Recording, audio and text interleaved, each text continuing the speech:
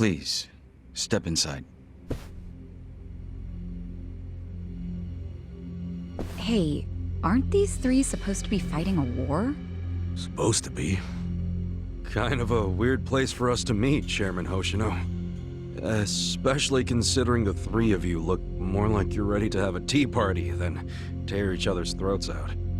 Usually we meet only once a year, unless there's a need to share information face to face, as we must now. We always do what it takes to keep the Great Wall intact. Your men are killing each other out there. You don't want to stop them? Stop them? 2 of my youngest men were gunned down without mercy. Liumang Turf's been raided right up to the perimeter of their base. There's no stopping any of it now. At this point, whoever retreats first will have lost the war. I can't lay down my spear until that happens. That's pretty much the same deal for me. So then why are you two here? Gonna decide the war over a game of cards? Not the worst idea. What the fuck? People are dying! And meanwhile you three are just hanging out playing nice?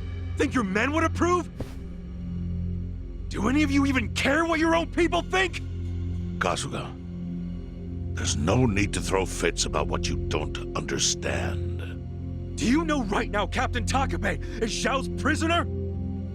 Prisoner. We're treating him more like an uninvited guest.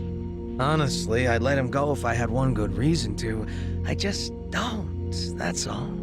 So you're going to sit here and do nothing? Just let the chips fall where they may?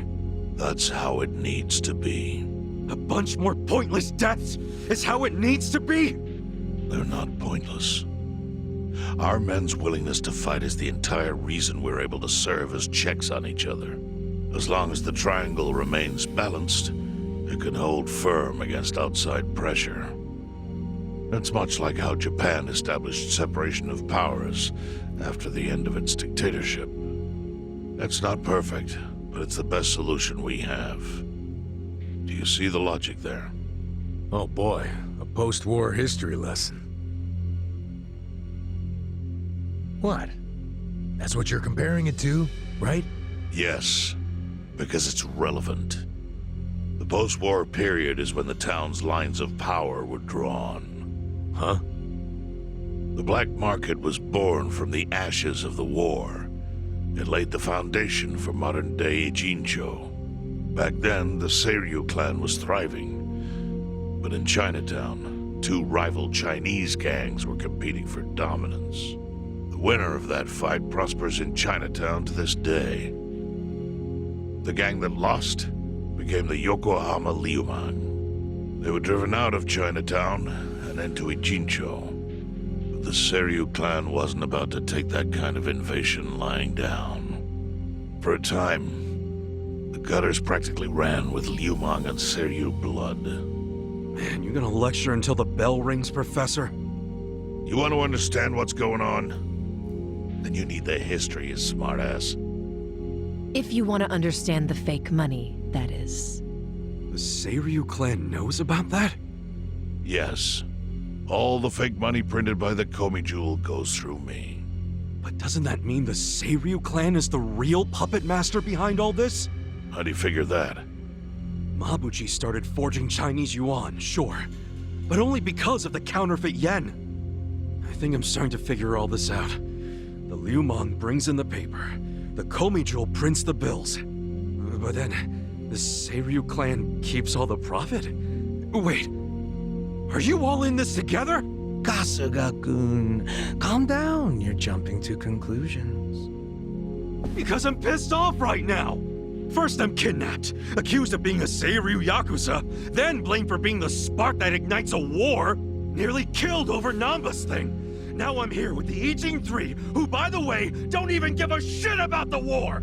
Tell me, why should I calm down? He's got a point. And you with your damn Seiryu clan! You're the one getting the most out of this! No, because we're not the final destination of the fake yen. That will be Yutaka Ogikupo's pocket. Yutaka Ogikubo. I saw his name in an article.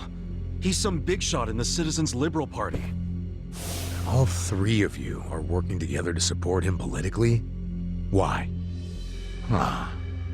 Suddenly my history lesson seems relevant, doesn't it? Fine, get on with it.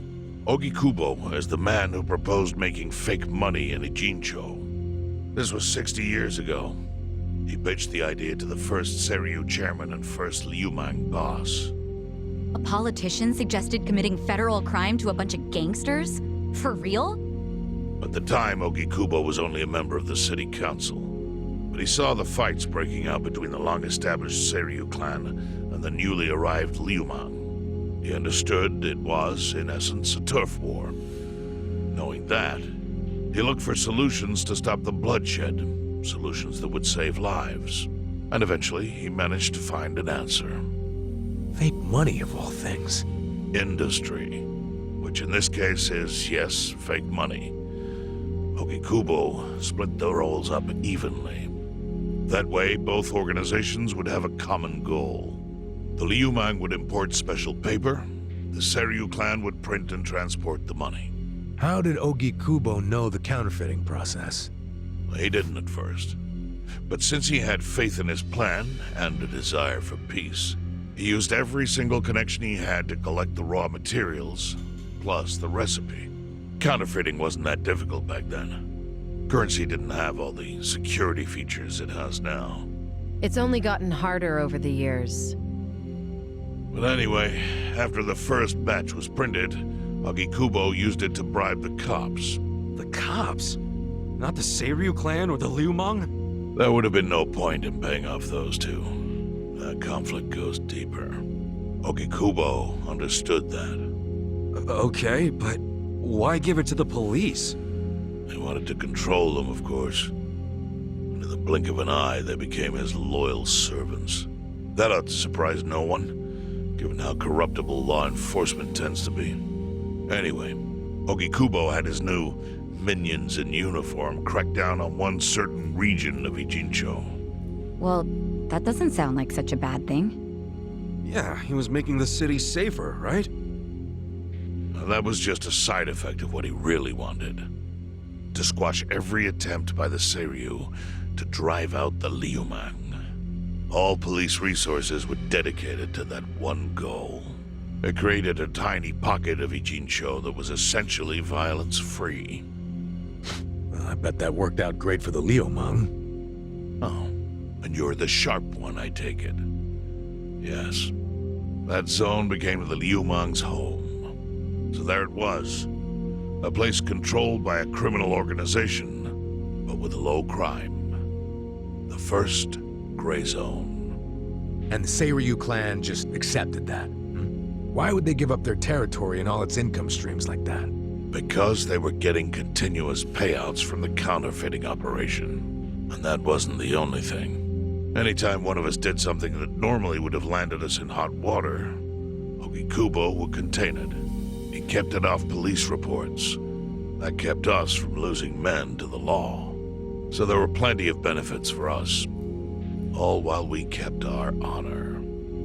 This Ogikubo's a pretty shrewd guy. Nah, he just used some old tricks every politician knows. Oh. Perhaps. But do you understand now how we benefit from him? Yeah, I get it. And my people reap those benefits also. In the 80s, the Komijol was saved by the Ijincho Gray Zone. How? Our parent organization was the Jingon Mafia, which formed decades ago in Korea. Even only a few years ago, he was a body double for their leader. But every time the Jingon Mafia got crushed, some of its people would drift to Ijincho. My mother was one of those. I was young when she brought me here. Ijincho was a breath of fresh air after living so long under their ridiculous code. More and more people heard about the relief we found here, so more came. But then our safety was threatened by something else. As our numbers grew, so did our clashes with the Yokohama Liumang. You started fighting them? Not outright. Ogikubo stepped in. right before a real war erupted. He brought us a proposal that we take over the Seiryu's counterfeiting business. It was an offer of steady income and safe territory.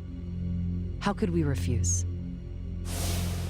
In return, we would perform the surveillance necessary to contain the secret. That's how we started to build a system that now monitors every inch of Ijincho. It became our way to contribute to the smooth running of Ijincho, alongside the Seiryu and Liumang. So that's the origin story behind the Ijin 3. Ever since, we've all supported Ogikubo, and he supported us in kind. He used the huge streams of money from us to secure his seat at the helm of the Citizens' Liberal Party. Now, no one in the cabinet can speak against him. After masterminding a way to bring peace to the city, he moved up in the world. Well, there are worse ways to climb the ladder, but I can't condone it. It's still a cover-up. Really? So you would say even perfect results don't matter if the methods are flawed. What about the police themselves? What about their alliance with all the Yakuza which grew from the scorched earth of post-war Japan? Light and dark joined hands to rebuild, and that's how we got where we are today. You can't deny the ends justify the means. Well, What does it even matter what happened? Who cares about that stuff right now? It's all in Ijincho's past. What we gotta think about is its future. So why'd you call us here? What do you want?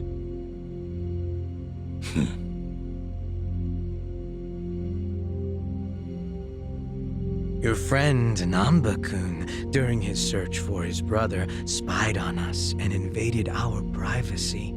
I assume he began with the fake bills because that was his brother's subject of investigation. But he was reckless, digging through Komijul affairs like a rabid raccoon. Right from the start, he's refused to show any respect to the Ijin 3. Now he's seen the counterfeiting for himself, and we have no idea where he is. We must ensure his permanent silence. Why are you telling us this? You looking to make a deal for his life or something? A deal? Kasuga, under most circumstances, all your lives would be forfeit. But I have some idea of how this fake bill ended up in your pocket. What? Huh? You do? Out of respect for this person, I will look the other way.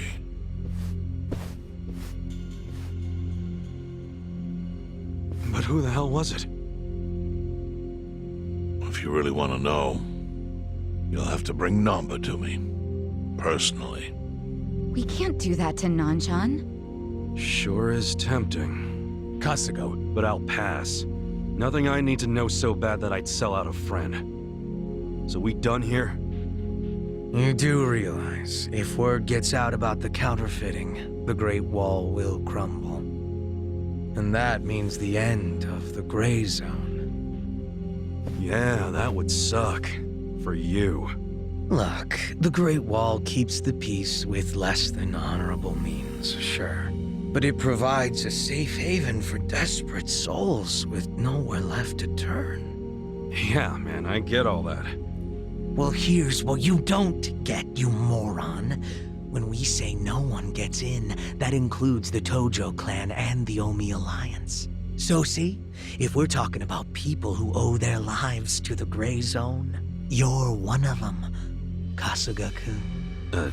What? After you were shot, the only reason the Omi didn't finish you off is because you were inside the zone. What are you trying to say? That I owe something to the city? Go ahead and act like you're above it all, but you've benefited from our operation as much as any of us. Fine. Still doesn't mean I'm gonna sell out a friend. Before you insist on that, I have something important to say. Yeah, what? We already have assassins hunting Namba. What the hell? Who's assassins? Mine. Somebody had to step up. That's stepping up in your book? Hunting an innocent man? Unlike you, Kasuga, I don't turn down attractive offers. But don't worry. I told my guys to make it painless. But, My men have gotten a little rough lately. You son of a bitch! Call him off! No can do. I think one death for the sake of the whole city is worth the price. What do you say to our offer now? If you refuse, Namba will die. But aren't you gonna kill him all the same if we bring him to you? Instead of worrying about that, worry about getting to him first. Your clock's ticking. Hey, we don't even know where to look. I may have an idea. Well, there you go. So, Kasuga, given all this, what will you do? I mean, guess I'm rescuing Namba from your stupid assassins.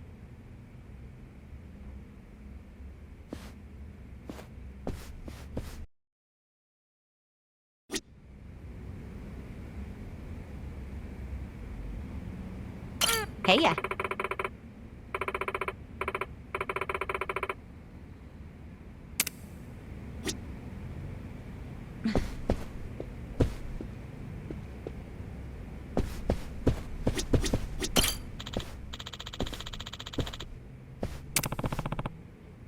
No.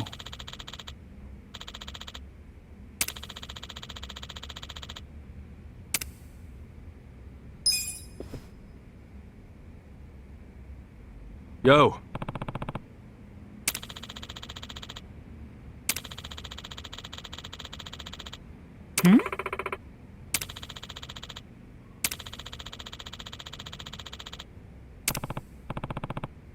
Yes.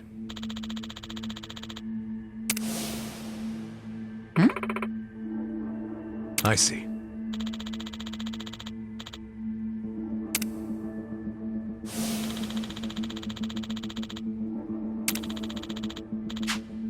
Hey ya.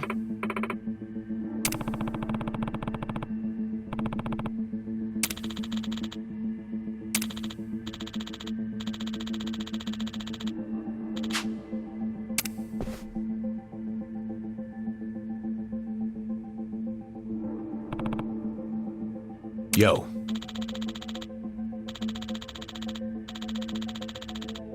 Sup?